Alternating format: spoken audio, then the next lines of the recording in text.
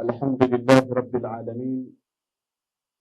الحمد لله الذي خلق الإنسان من سلالة من طين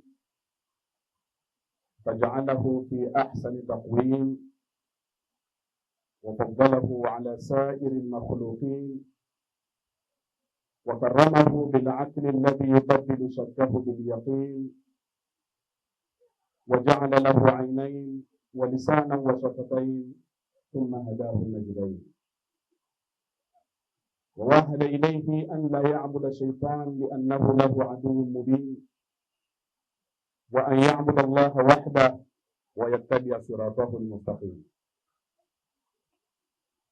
وصلاة ربي وسلامه وبركاته وتحيته على المبعوث رحمة للعالمين سيد القونين والثقلين سيد العرب والعجم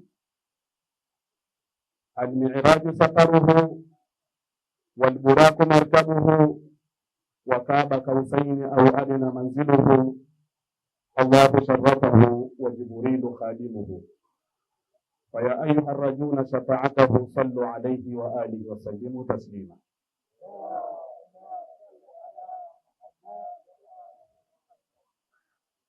محمد الذي جاء بكتابك الشمس وضحاها وجاء بعترته كالقمر إذا تلاها فمن اعتصم بهم دخل في النور كالنهار إذا جلاها ومن أعرض عنهم دخل في الظلمات كالليل إذا يغشاها. أيها الإخوة الكرام والأخوات، أولا نحييكم بتحية الإسلام من عند الله مولى عز وجل، تحية التي أولها السلام وأوسطها الرحمة وآخرها بركة، وهي السلام عليكم ورحمة الله وبركاته.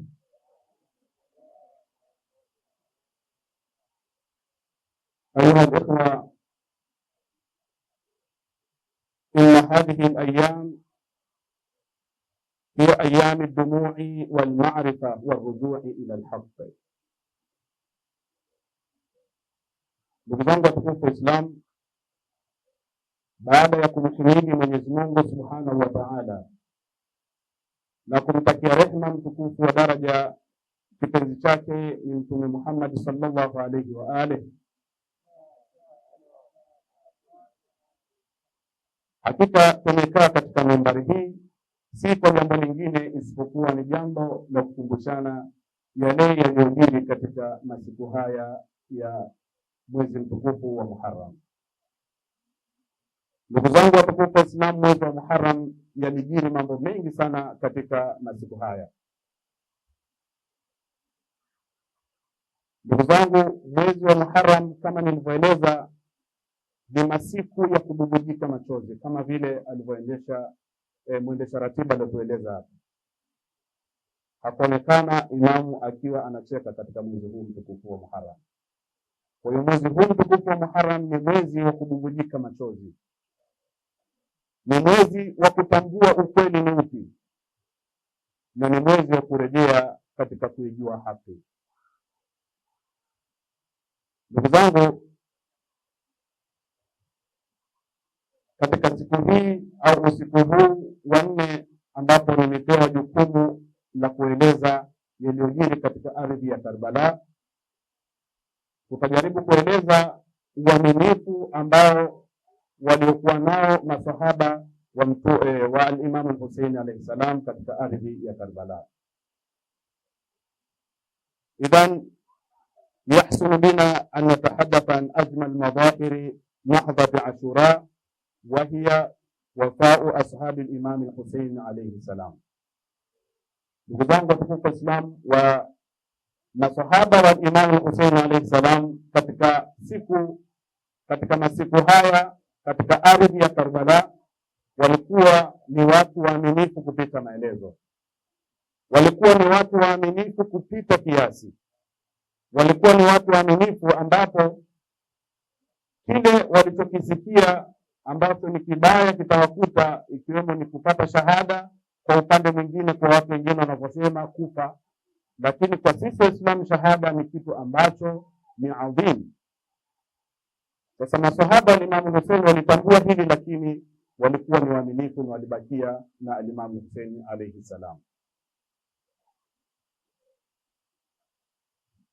Ndugu zangu, katika usiku huu wa nne yaliajiri ni mengi kama tulivyoeleza, lakini pia huu uaminifu walioonyesha masahaba wa al-Imam al-Hussein alayhi salam ni uaminifu ambao pia sisi tunatakiwa kujifunza nayo na tuweze kuchukua yale ambayo waliyafanya katika masiku haya ya al-Muharram.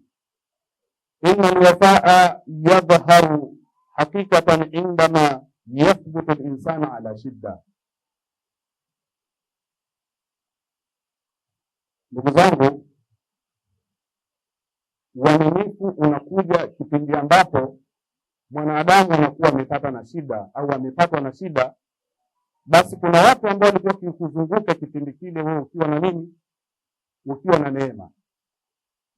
Basi watu wale watabaki kama wakiwa ni waaminifu, na kama si waaminifu watu wale watakukimbia kwa upe kabisa. Basi masahaba wa Imam Hussein walimkuta al-Imam Hussein amepatwa na mtihani mkubwa wa kuzungukwa na maadui, kunyimwa maji, kunyimwa chakula na kila kitu, na wanawake kutekwa, lakini wale masahaba wa Imam Hussein walibaki na uaminifu wa kubaki na al-Imam Hussein alayhi salam. Miongoni mwa mazungumzo nishawahi kuzungumzaga, katika maisha yako unayoishi, katika misukosuko mingi sana unayoipata, usiwasahau watu wa aina tatu. Usiwasahau watu wa aina tatu. Yule ambaye aliyekuacha wakati wa shida, huyu mtu usije kumsahau katika maisha yako. Una shida kede, una shida zimekujaa, zimekufika mpaka shingoni, lakini yule mtu anakukimbia wakati una shida. Mtu wa pili ni yule aliyekusaidia wakati una shida ya haswa, akakusaidia. Huyu mtu usimsahau, muombee dua kila siku, Mwenyezi Mungu amjalie kheri. Na pia kuna mbaya zaidi ya hao, ya yule wa kwanza, ni yule ambaye anajua kabisa una shida, una matatizo makubwa, lakini akaifanya shida yako kuwa kubwa zaidi. Mtu muogope sana ndugu zangu. Sasa masahaba al-Imam al-Hussein alayhi salam walitambua kwamba al-Imam al-Hussein yuko katika hali ngumu mno. Tunaweza kufanya lolote katika usiku huu, kukimbia, kufanya hivi, kufanya lolote lile, lakini masahaba al-Imam al-Hussein walisimama thabiti na al-Imam al-Hussein na walibakia naye na walikufa pamoja, walipata shahada pamoja. Kwa hivyo uaminifu walionyesha masahaba wa Imam Hussein katika ardhi ya Karbala ni mfano wa kuigwa kwetu sisi. Ndugu zangu watukufu wa Islam, watu wengi sana wanaweza kuwa na wewe kipindi ambapo ukiwa na neema. Kathiru minan nas yakunu ila janibi al-insan fi ayami ar-raha wa indama tahubbu awasif al-mihan la yabqa illa al-qalil. Unapokuwa na neema, unapokuwa na mafanikio, nichunguze pia, huenda miongoni mwetu pia nishakukuta umepata mafanikio kidogo, umepata kapesa, umepata hichi, basi utapata watu wengi sana. Kama sio wewe, basi kuna mifano watu wengine. Tunaona hata katika mitandao ya kijamii. Sasa hivi ukiwa na pesa, basi kuna watu watakuwa wanakuzunguka. Vijana sasa hivi wanaita chawa. Watu watakuwa wanakuzunguka, basi wanakuona wewe. Lakini ukija ukafilisika ukawa hauna chochote, wataondoka wale ambao walikuwa pembeni yako na kuzunguka, watakukimbia. Kwa hivyo unapopata dhoruba na misukosuko na matatizo, hawatokumbuka yale mema ambayo ulikuwa umewafanyia, watakukimbia. Ondoka wote, watabakia illa al-qalil, watabakia kidogo. Wakana ashabu al-Imam al-Hussein alayhi salam min hadhihi al-fi'a. Basi masahaba wa Imam al-Hussein wao walikuwa ni mfano mzuri na walikuwa ni miongoni mwa kikundi hiki kidogo ambacho kilichobaki kumsaidia yule ambaye alikuwa na mafanikio kisha akaja akafilisika, wakabaki naye vile vile hata kama amefilisika. Masahaba wa Imam Hussein walikuwa na mfano kama huu. Walikuwa na Imam Hussein kutoka Maka, walikuwa na Imam Hussein kutoka Madina, wameingia katika ardhi ya Iraq, wakaingia katika mji wa Karbala, na kusemekana farasi akagoma kutembea sehemu ile. Al-Imam Hussein akauliza hapa ni wapi, akapatikana mtu wa zamani sana ili aweze kutoa jibu ile sehemu ilikuwa ni wapi. Akaulizwa akasema huna Karbun wa Bala, hapa ni Karbala. Al-Imam Hussein akawageukia masahaba zake akawaambia, huna mahatu rihadina, hapa ndio mwisho wa safari yetu, hatutasogea kwenda mbele wala kurudi nyuma, tutaishia hapa, hapa ndio mwisho wa safari yetu. Mimi na wewe leo tukapata taarifa hiyo kwamba hapa ndio mwisho wa safari yetu, basi nafikiri tungeanza kujiuliza njia ya kutokea iko wapi na njia ya kukimbilia ni wapi. Masahaba wa Imam Hussein hawakuondoka, walibakia mpaka mwisho, tone la mwisho la damu. Kwa hivyo na sisi ni juu yetu kujifunza jinsi ya kumhami kiongozi, jinsi ya kuhami na kuutetea Uislamu. Tuwe wa kweli katika kuutetea Uislamu, tusikimbie. Masahaba hawa wa al-Imam al-Hussein alayhi salam, lamma balaghu khabara zahfi jaysh al-aduwi ولما أغلقت الطرق ولما ابتدأ العطش ولما أدركوا أن نهاية هذه الطريقة هي الشهادة لم يقل أحد لم نكن نعلم. هذا صحابة والإمام الحسين عليه السلام pindi walipopata taarifa ya kwamba tumezungukwa kweli, lakini majeshi yanazidi kusogea na kutuzunguka sisi, na wakapata taarifa ya kwamba njia zote ambazo zinatakiwa tutoke zimefungwa, hakuna sehemu ya kupita. Na walipotambua sasa huu ni usiku wa 4, tumezuiwa maji, sasa kiu kimeanza kutukamata, na wakatambua yakini ya kwamba mwisho wa njia hii ni kupata shahada.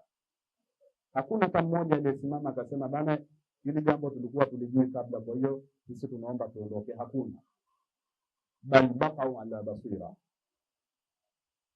walibaki hali ya kuwa wanatambua ukweli uko wapi, wanatambua ni nini cha kufanya, na walibaki na al-Imam Hussein alayhi salam.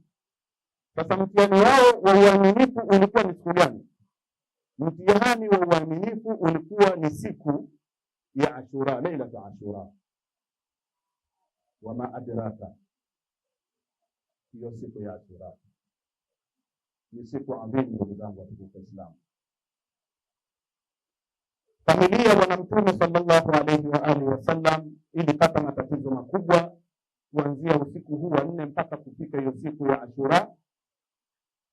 Wamezungukwa na maadila mahala, wamezungukwa, wametingwa kila sehemu, hawana pa kukimbilia.